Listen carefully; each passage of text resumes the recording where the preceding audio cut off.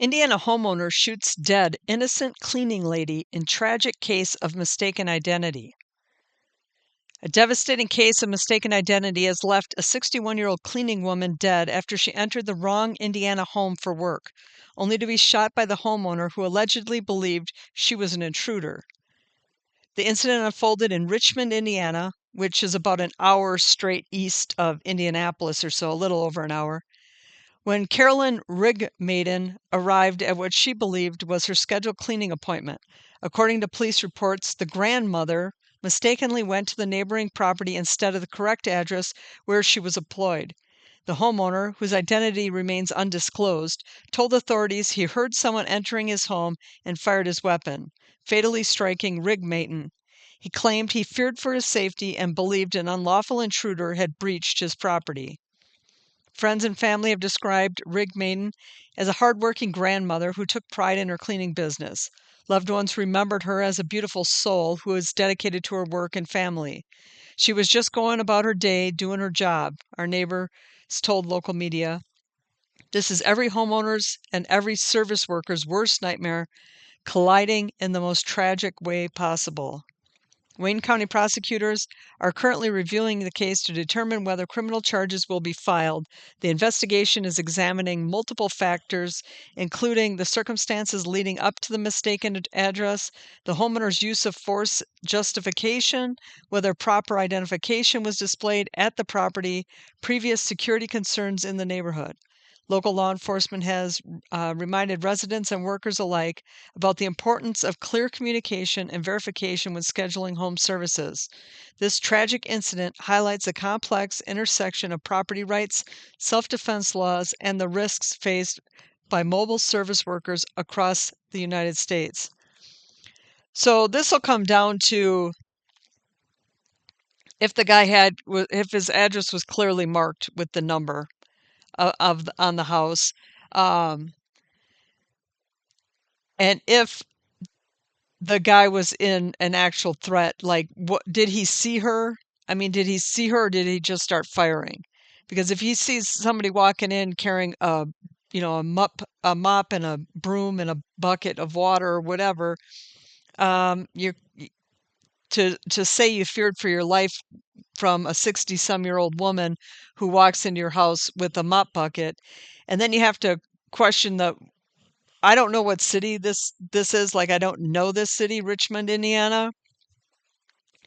I don't know if it's, a super safe area that he lives in, but I don't know how often when we lived in the city, how often we left our door unlocked where somebody could just walk in. Because she clearly walked in. I mean, it didn't sound like she rang the bell. It sounds like she just walked in. And, and he shot her. So I don't know what's going to happen with this guy because they'll have to look and see. So she was supposed to go to the next door neighbor's house.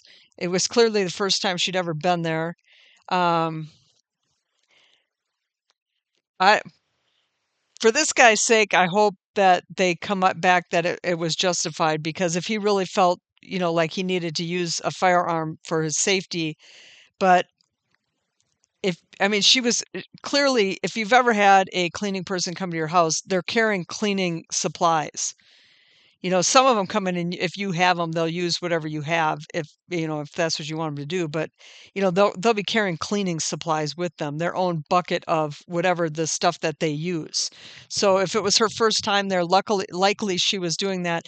But it's also, you got to put it on her that if it's your first time and you're going to a home and the door's just unlocked and you go walking in, you don't ring the bell first, you don't knock. I don't really know what the rules are on that because I'm not a cleaning person, but I imagine if I was to go to a house I've never been to before, even if they said the door would be unlocked, come on in, I think I would probably knock first, or ring the bell or something.